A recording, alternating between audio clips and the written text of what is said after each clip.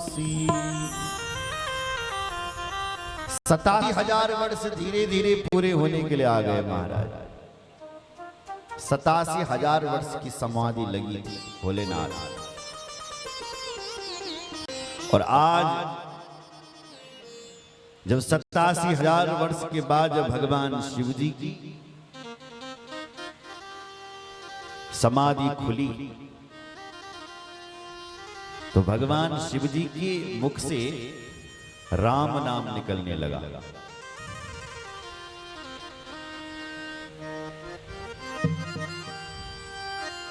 राम नाम शिव सुमिरन लागे, जानिहु सती जगत पति जागे।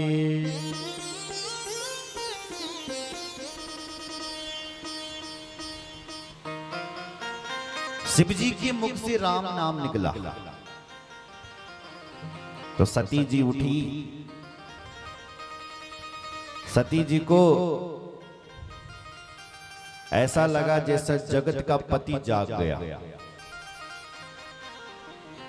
मेरा पति नहीं जागा, जगत पति जागा है आज। जानिहु सती जगत पति जागे, जगत पति जागे। दौड़ करके गई और भगवान शंकर के चरणों में प्रणाम करने लगी।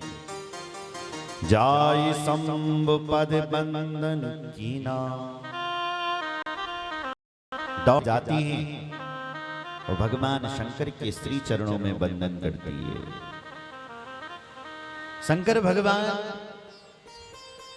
सती जी को हमेशा अपने बगल में बिठाते थे या अपनी गोद पर बिठाते थे। आज भगवान शंकर ने सती को गोद में बिठाया। तो कहां बिठाया? बोले सन्मुख बिठाया, सामने बिठाया। कुछ ऐतिहासिक कथा सुनाने लगी। सन्मुख शंकर आसन दीना। सन्मुख आसन दिया और कुछ कथा करने लगे। लगी कहन हरि कथा रसाला। कुछ रसमयी कथा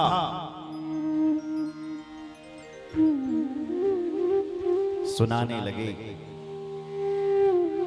और धीरे धीरे समय बीत रहा है महाराज। इधर ब्रह्मा जी ने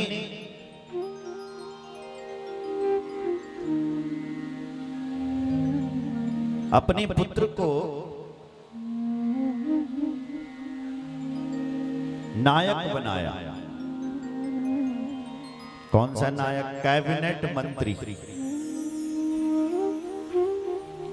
इधर सती की पिताजी जैसे ही मंत्री बनिया तो तौनबल भयंकर अभिमान हुई। मंत्री बनी थे, सभी को होता है। तब तो मुखबिड़न जो भी निकल दो तब अभिमान हो जाता है ना, वो कुछ भी कह देते हैं और वही कहना ही उनका विनाश का कारण होता है। पद मिल गया, उस पद से अभिमान आ गया और अभिमान से मुंह खुल गया। और जब व्यक्ति का मुंह खुल जाता है बस वहीं से विनाश उसका शुरू हो जाता है। तो दक्ष का भी मुंह खुल गया, अभिमानी हो गया दक्ष। गोस्वामी जी कहते हैं ऐसा कोई संसार में जन्मा ही नहीं है भाई जिसको गद्दी पा करके अभिमान ना आया। हर किसी को आता है।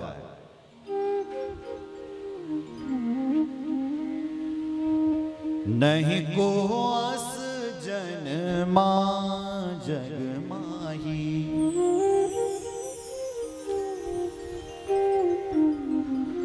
प्रभुता पाई जा मद नाई, प्रभुता पाई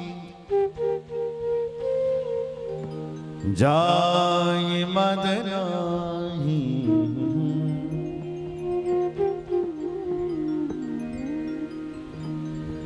नहीं को अस जन्मा जग माही।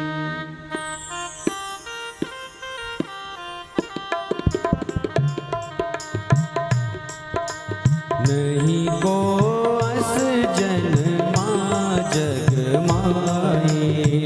नहीं को अस जन्मा जग माही। ऐसा कोई जन्मा ही नहीं, क्योंकि जिसको अभिमान न हुआ,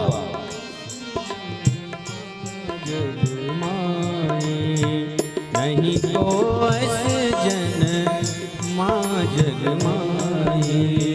प्रभुता पाई जाई मद नाही। प्रभुता पाई जाई मद नाही। प्रभुता पाई जाई मद नाही। प्रभुता पाई जाई मद नाही। नहीं को अस जन्मा नहीं को अस जन्मा जन्मा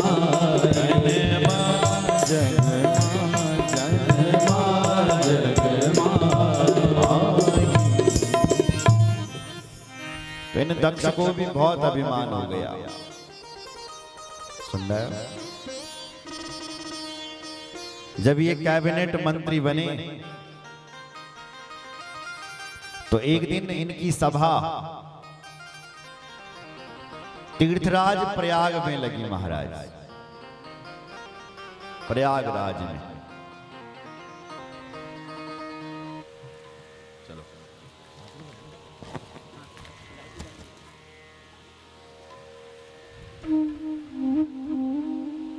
तो जब ये मंत्री बने तो सभा का आयोजन हुआ। उस सभा में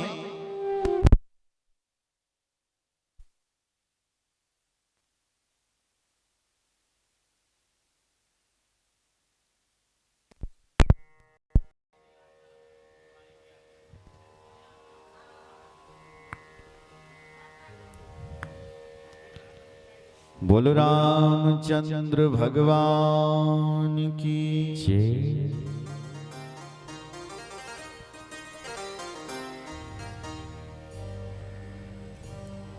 जैसे ये कैबिनेट मंत्री बने तो एक सभा का आयोजन किया गया तीर्थराज प्रयाग में। उस सभा में बड़े बड़े देवता आए, लेकिन जब दक्ष उस सभा में गए तो लोगों ने खड़े होकर के इनका स्वागत किया। आओ महाराज, सुस्वागतम सुस्वागतम, स्वागत है आप।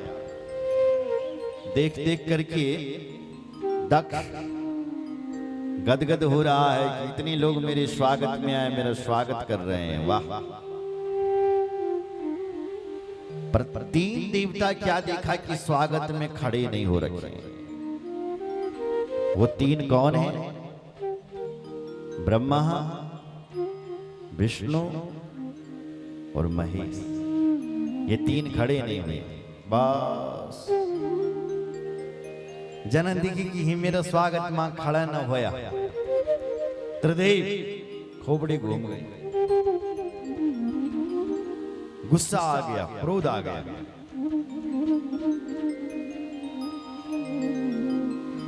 इतना क्रोध कि मंच पर गया और सीधा भाषण करना शुरू कर दिया।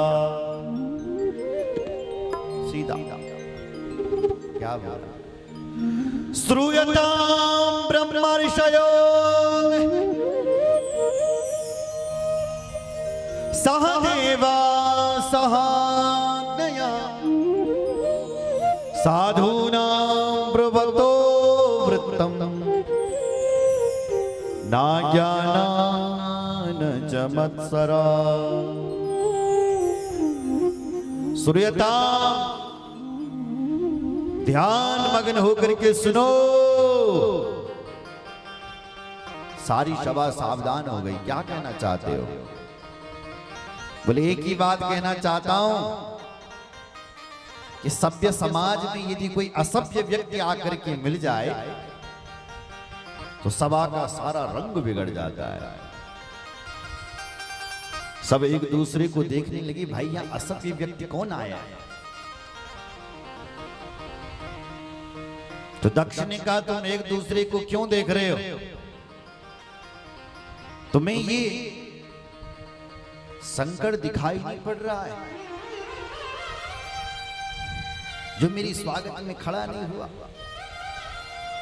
खड़े तो भगवान विष्णु भी नहीं हुए थे, खड़े तो ब्रह्मा जी भी नहीं हुए थे, तो उनको कुछ नहीं बोला, क्योंकि जानता है कि ब्रह्मा जी मेरे पिताजी हैं, वो खड़े नहीं हुए तो कोई बात नहीं।